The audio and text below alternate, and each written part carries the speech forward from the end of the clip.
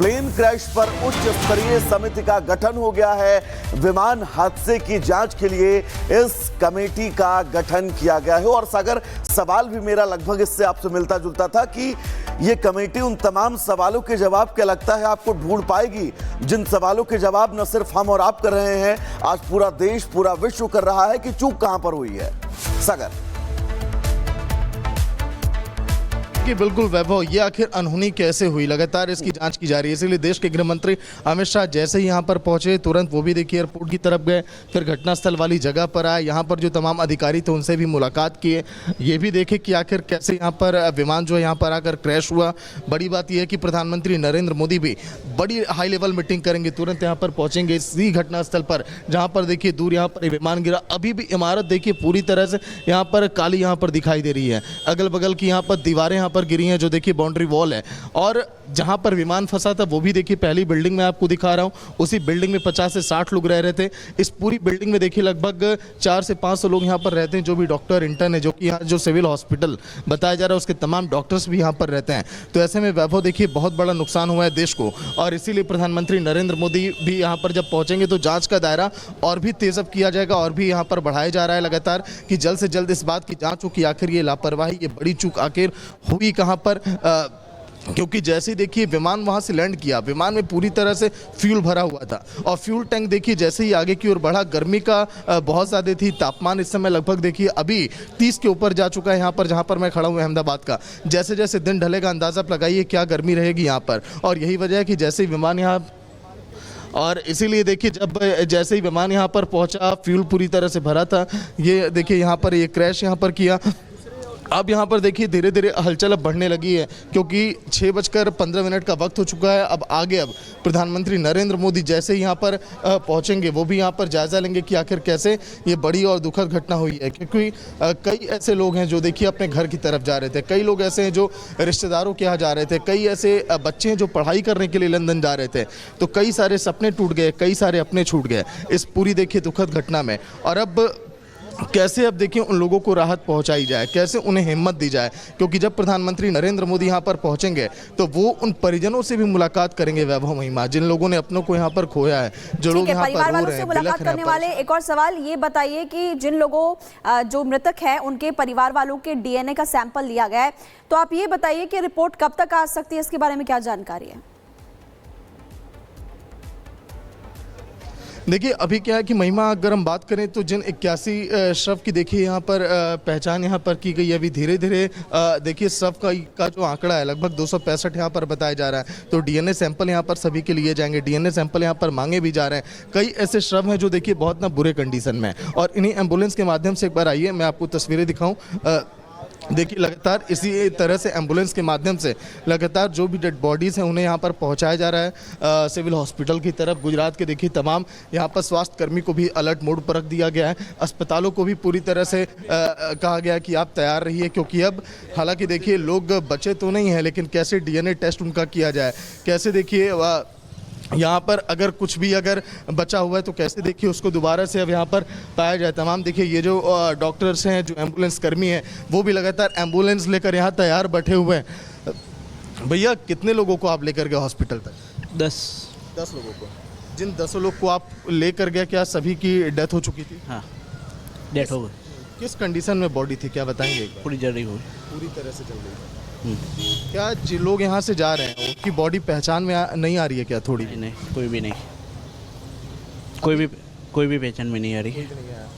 तो देखिए रिपब्लिक भारत पर इस समय एक्सक्लूसिव हैं जो एम्बुलेंस यहाँ पर लेकर जा रहे थे, जिन लोगों की यहाँ पर देखिए जान चली गई, ये खुद बता रहे हैं क्योंकि बॉडी पूरी तरह से जल गई थी। भैया अभी कोई इन्फॉर्मेशन की अभी डेड बॉडी अंदर है? कोई भी नहीं, इन्फॉर्मेशन कोई भी नहीं है। अंदर से क्या सारी डेड बॉडी निकाल ली गई है, क्योंकि अभी भी आप लोग यहीं पर हैं? वो स्टैंड बाय है एम्बुलेंस यहाँ पे। जी, स्टैंड बाय एम्बुलेंस है यहाँ पे। स्टैंड बाय में आप लोग को रखा गया है? हाँ ठीक है।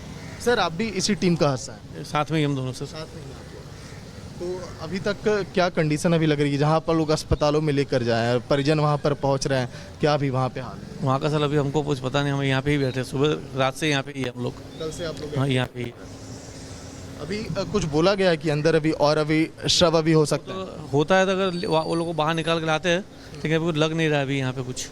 नहीं। जांच देखिए बिल्कुल वैभव और बिल्कुल महिमा सागर, जिस लगातार तरह देखिए का जांच अभी जिक्र जारी ये है। लोग करते लेकिन हुए आखिर नजर आ कैसे इस रहे बड़े हैं, और दुखद घटने उन में शवों 265 लोगों की जान चली गई। ग्राउंड जीरो से लगातार रिपब्लिक भारत आपको तस्वीरें भी दिखा रहा है, लेकिन अब हम आपको दिखाएंगे कि आखिर कैसे पूरी घटना होती है, कैसे 265 लोगों की जान चली गई, कहां पर लापरवाही और कहां पर चूक हो गई, हर कुछ इस रिपोर्ट के जरिए।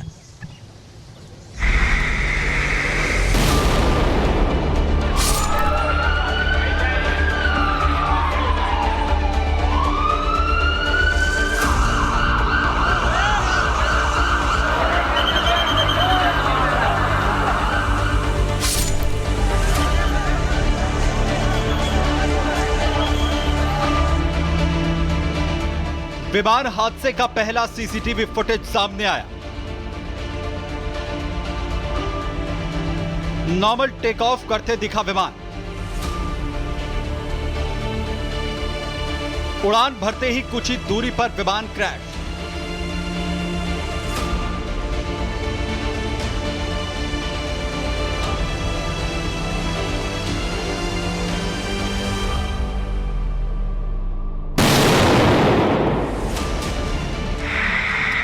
दोपहर 1:39 पर अहमदाबाद से एयर इंडिया AI 171 विमान ने भरी उड़ान। दोपहर 1:43 पर नीचे आता विमान एयर इंडिया के विमान में ब्लास्ट। करीब 625 फीट की ऊंचाई पर विमान क्रैश। आसमान में धुआं ही धुआं। हादसे की जगह पर बिछ गई लाशें। आज दोपहर जो खबर आई उसने न सिर्फ पूरे देश बल्कि पूरी दुनिया को झकझोर कर रख दिया।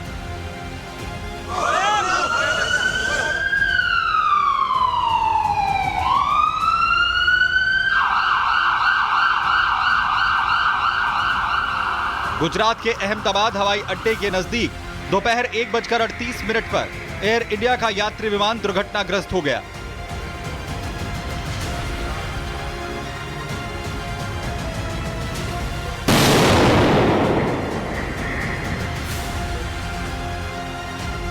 एयर इंडिया के बोइंग विमान में 242 यात्री सवार थे। इसमें सिर्फ एक यात्री के बचने की खबर है। इस घटना से पूरा देश क्षुब्ध है। कुल मिलाकर 230 यात्री देश के और विदेश के और 12 क्रू मेंबर सवार थे। एविएशन डिपार्टमेंट ने अपनी जांच शुरू कर दी है और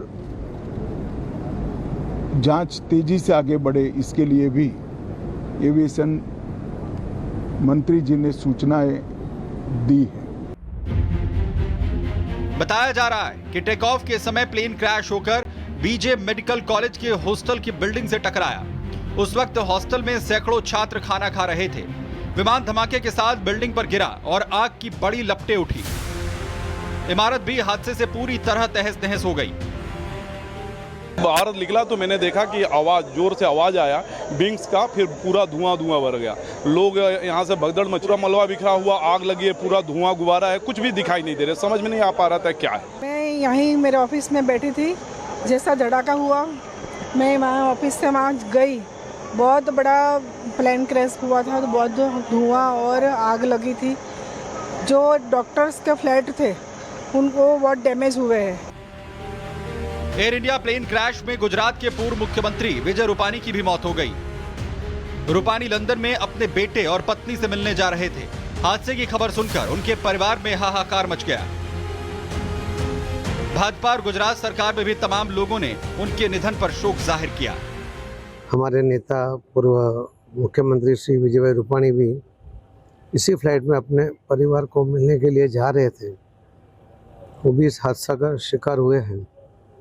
भगवान उनकी भी आत्मा को शांति दे। भाजपा परिवार में ये बहुत बड़ी खोट आई है। हादसा इतना दर्दनाक था कि कई शव बुरी तरह से जल गए।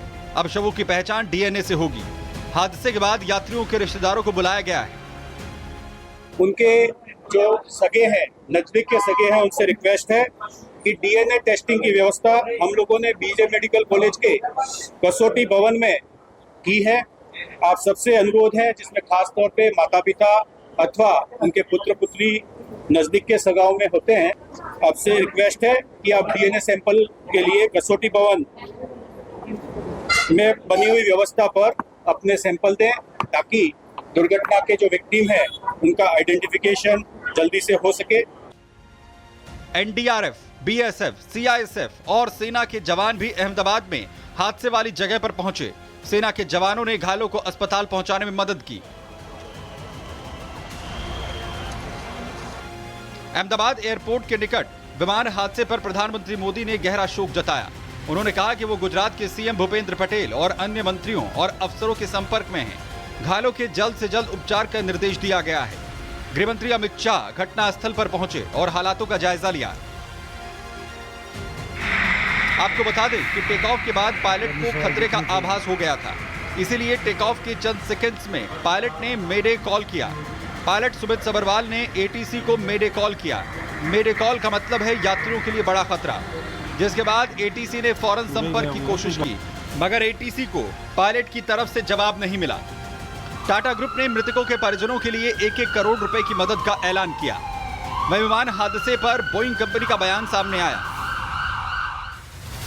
बोइंग कंपनी ने कहा है कि हम एयर इंडिया के संपर्क में हैं। हम एयर इंडिया की हर सहायता के लिए तैयार हैं। वहीं इस पूरे मामले पर MOCA यानी मिनिस्ट्री ऑफ सिविल एविएशन की तरफ से हादसे की जांच की जाएगी। भारत में हुए इस हादसे पर पूरी दुनिया के राष्ट्राध्यक्षों ने भी दुख जताया है। रूस के राष्ट्रपति व्लादिमीर पुतिन ने लिखा, मृतकों के परिवारों के प्रति मेरी पूरी सहानुभूति है। दुर्घटना में घायलों के शीघ्र स्वस्थ होने की कामना करता हूं। कीर स्टारमर प्रधानमंत्री ब्रिटेन, उन्होंने लिखा कि हादसे की तस्वीरें बहुत भयानक हैं। मैं घटना से जुड़े सारे अपडेट्स ले रहा हूं। मेरी संवेदनाएं यात्रियों और परिवारों के साथ हैं। इटली की प्रधानमंत्री जॉर्जिया मेलोनी ने लिखा कि मैं इस विमान हादसे से दुखी हूं। इटली की सरकार अपनी ओर से संवेदना व्यक्त करती है, वहीं भारतीय लोगों के साथ अपनी पूरी एकजुटता हम व्यक्त करते हैं।